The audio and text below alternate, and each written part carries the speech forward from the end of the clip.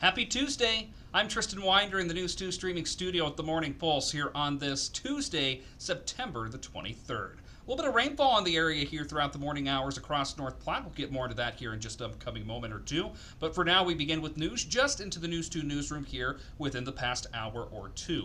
The North Platte Police Department is asking for the public's assistance in identifying the individual pictured here on your screen, as this person is wanted in connection with a theft investigation. If you recognize this person or have any additional information regarding their identity, please contact the North Platte Police Department directly or pass along anonymous information utilizing Lincoln County Crime Stoppers. Details on this case can be found on the North Platte Police Department Facebook page, and you can always find how to submit tips anonymously as well with LincolnCountyCrimeStoppers.com. Moving on to statewide news, a consumer alert from the Nebraska Attorney General's office. At a press conference this morning, AG Mike Hilgers warned families of the potential risk of a home security camera brand sold at major retailers like Costco.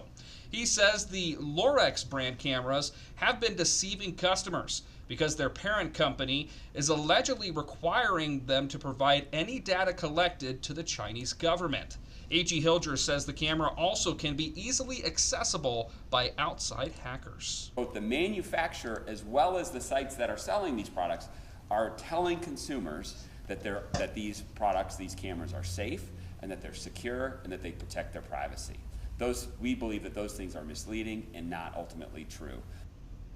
With this announcement, AG is also saying that the state is filing a lawsuit against Lorex, adding that if the company wants to sell their products, they'll need to start being truthful. Nebraska U.S. Senator Pete Ricketts announced his re-election campaign as well. And while the election is still 14 months away, Senator Ricketts and his opponent, Independent Dan Osborne, are already beginning to trade the back-and-forth comments. What we learned about fake Dan Osborne is he's a fake. Again, he tries to say he's going to fight for Nebraskans, but 95% of his money came from outside the state, places like New York and Washington, D.C. Well, actually, if you want to talk about fake, how about buying your way into the Senate with your dad's money? So I'd say he's a fake senator. Osborne ran against Senator Deb Fischer last year's general election, losing by over 60,000 votes. Ricketts, of course, was appointed to the U.S. Senate by Nebraska Governor Jim Pillen in 2023 due to a vacancy created by former Senator Ben Sasse, who left to become the president of the University of Florida. He was then elected to the seat in November 2024, defeating Preston Love Jr. by over 200,000 votes. Of course, his time in the U.S. Senate comes on the heels of reaching term limits, serving as Nebraska's governor.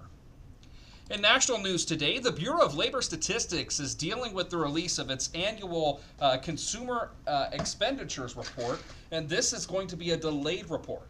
Originally set to be released today, the report will now come out on the 30th of October. The FBI says that it found discrepancies in preparing the data, stemming from a questionable redesign meant to improve accuracy. Officials say the extra time will ensure a higher quality product. Spirit Airlines plans to furlough a third of its flight attendants as it looks to cut costs. This would amount to about 1,800 employees. Spirit is starting the voluntarily furloughs. The budget airline is seeking to drastically cut back after filing for Chapter 11 bankruptcy for the second time in less than a year last month. It plans to cut flying capacity by a quarter in its November schedule compared to an earlier year. And it's looking to slash $100 million in annual spending on their pilots. Lastly, today, the area did miss out on some severe weather yesterday, but check out some of this hail that fell in Fremont. These were sent to us by our sister station in Omaha and by some of their viewers as well, who captured quite a bit of hailstones covering the ground, and you can hear these hailstones have a little bit of weight behind them as well. Much of Dodge, Sanders, Douglas, and even Washington counties were impacted throughout last night with the heavy hail and also some heavy rainfall as well.